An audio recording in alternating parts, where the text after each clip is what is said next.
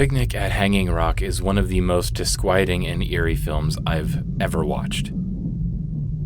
While exploring Hanging Rock, a real Australian location, which is a former volcano northwest of Melbourne, 3 of 4 girls silently remove their shoes and make their way up to the summit. The 4th, finding it odd and out of confusion as well, follows them up. The 4 girls suddenly fall into a deep sleep next to a monolith. The 3 then wake up in a trance-like state.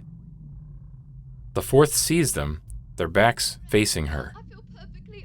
Their faces are never seen again as they enter a crevice within unnatural grace. When are we going home?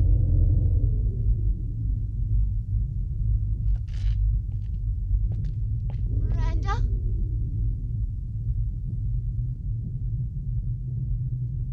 Miranda?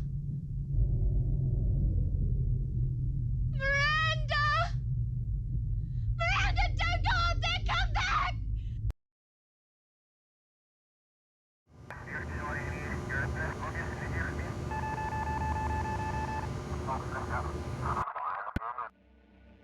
Though many other mysteries and incidents happen throughout the movie, carrying heavy themes of death, femininity, and love, what is so chilling and memorable about the film is how it concludes this mystery.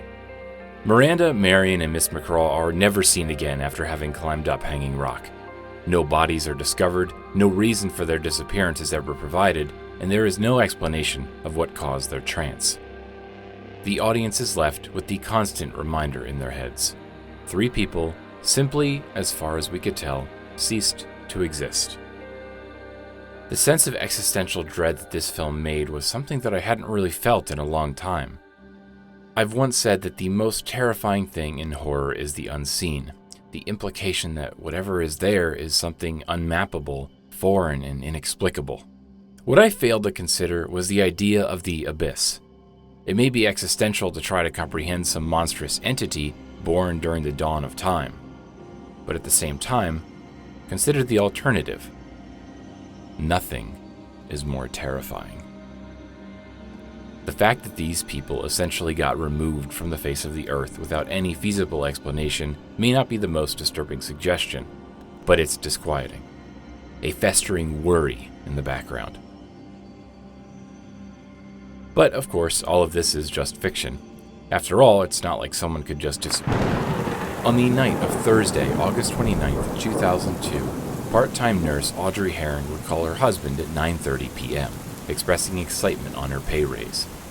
At 11 p.m., she would say goodnight to her coworkers as she stepped into her 1994 Jeep Grand Cherokee. The weather was rainy and foggy. The drive home usually took around 15 minutes. Audrey Herron was never seen again. Though theories are around, most of which make her husband seem suspect, none have gone far enough to cement anything in stone besides some slightly odd behavior. Not even a motive was present. Audrey's Jeep was never recovered either. Oh, there are possibilities. Foul play, as the police suspected, a possible car accident in the weather, kidnapping. But the case has seen virtually zero conclusion. Audrey Herron and her car vanished into thin air. The sense of nothingness, the lack of closure, of any explanation following a disappearance, is genuinely one of the most chilling feelings I've ever felt in my life. Like an invisible hand simply plucking them out of existence, mid-activity, seizing them and leaving behind empty space. As much as I was terrified in my childhood by stories of monsters, looking back, at least I had something material and imaginary to consider, and something that, after growing up, I knew wasn't real. But when something as complex as a human is simply taken off the face of the earth, there's no relief, no feeling that it's just imaginary. The fear is replaced by something somber, by this underwhelming yet overwhelming feeling at the thought of, not a violent death, but of fading away. Like sinking into the deep. Like dropping through a solid floor. The trend of the Backrooms flooded the internet in 2019, beginning from a concept of endless, impossible rooms where something lives in. A spatially impossible zone that transcends reality. and one that strikes at a specific, familiar setting and feeling. As the years went by, the concept changed. Now there's a second floor, and it's more industrial. Now there are multiple monsters, colonies of survivors banding together, sublevels, Martian caverns, the snack rooms, 10 different levels of entities, an organization with a hierarchy. It's a fun idea to have a knockoff of SCP, with little writing guidelines and low standards enforced. Maybe there have been some interesting entries. But what kept the concept of the Backrooms so initially horrifying wasn't really its final sentence, that something has heard you. Rather, the threat seems to come from the rooms themselves.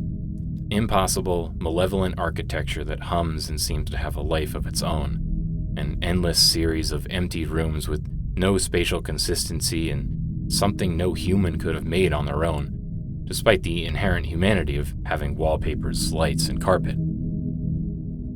What other purpose would this space serve besides housing a person lost from reality? The uncanniness of empty spaces is that they're human without humans. The most horrific thing about the Backrooms is the possibility it presents of no clipping out of reality, falling out of the world, collapsing through solid matter, vanishing from existence only to end up in a limbo. And what happens after that is best left unsaid. The call of the void is something rooted deep in my mind at times. It's the feeling of needing to enter an abyss. There's always a calling to fall, to sink, that is usually taken back by our human instincts. A staple of early internet horror is Ted's Caving Page, a website detailing the story of Ted and his friend having discovered a small passage within a small cave that they were exploring. The journal website details their progress in breaking away at the passage to fit inside, with detailed writings on the progress and photographs that really sell the story as genuine. As time goes on, things devolve. The feelings of being watched, sounds of movement, hieroglyphics. A friend goes in and comes out a changed person, absolutely terrified out of their mind.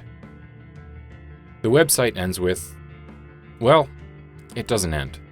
Not conclusively, anyways.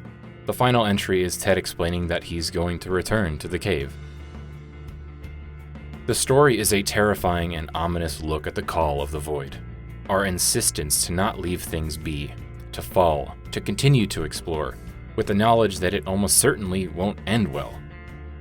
Even though Ted has feelings within the cave that terrify him, such as getting the feeling that the cave doesn't want him in there, he's still insistent on continuing to explore.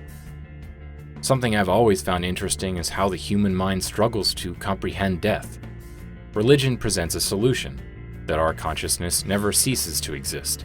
But consider the alternatives. I cannot fathom the idea of simply not existing. I am seeing things through my eyes, and the idea that I may not, at some point in the future, feels impossible. Simple, yet overwhelming.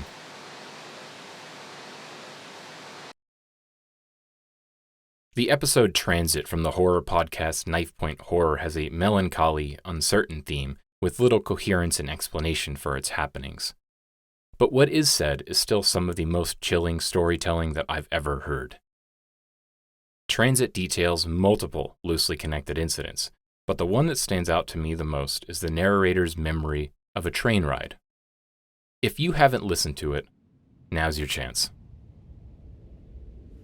At about 2.5 hours past midnight, in a brutally cold and windy January, the actress and I stood near a luggage rack in the steel vestibule on the bottom floor of the cross-country train, watching the landscape roll past the window. And I felt afraid. The snow was coming down hard, blowing sideways. And as the train entered Marksburg, the entire little town was utterly dark, everyone asleep or hidden away. The station itself was nothing more than a small, dimly lit square brick enclosure. It was unattended, and I barely saw it go past, so intense was the snowfall. The actress planned to call for a taxi from inside the building. She bundled up and prepared to get off. She offered me a last smile, and the train car stopped a few hundred feet past the station, where the platform was not fully lit. And though I was standing well behind the actress, the wind blew in and hit me hard. I couldn't see more than 20 feet through the dark and the driving snow. My friend, almost unrecognizable in a confused mass of hats, scarves, and gloves, turned and gave me a cheerful wave, and then stepped off, hoisting her stuffed backpack over her shoulder. The conductor, shivering, pummeled by the snow, hopped back on board quickly and pulled the door shut fast, grimacing. He tipped his cap to me and mounted the stairs again to the upper level, leaving me alone. I watched my friend out the window.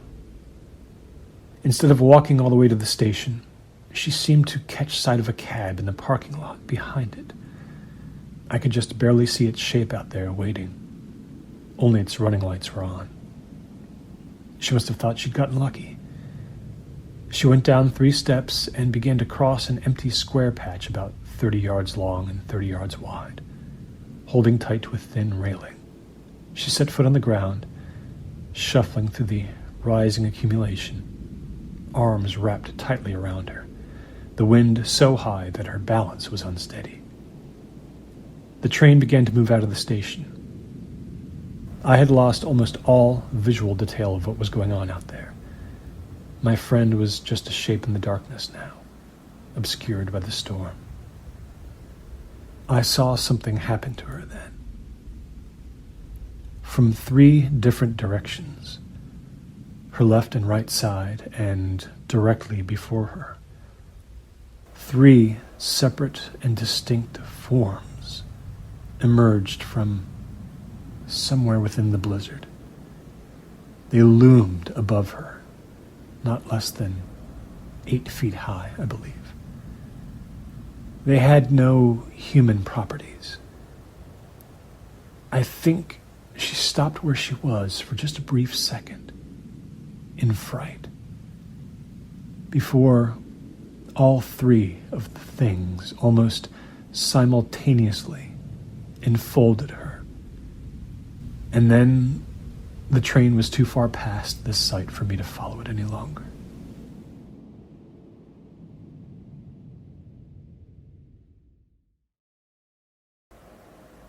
The fear in these moments when I first listened to this podcast wasn't even really of the figures that emerged from the blizzard. The thing that disturbed me was the description of the blizzard, terrifyingly overwhelming and dark, and the lonely train station. The actress getting left behind by a train full of people. There have been times where I've gone overseas, riding in trains, driving through the countryside, with the knowledge that I would never return to those places again. That every face I pass on the street will never return to my memory. That all of it, in the end, is swallowed by a personal void.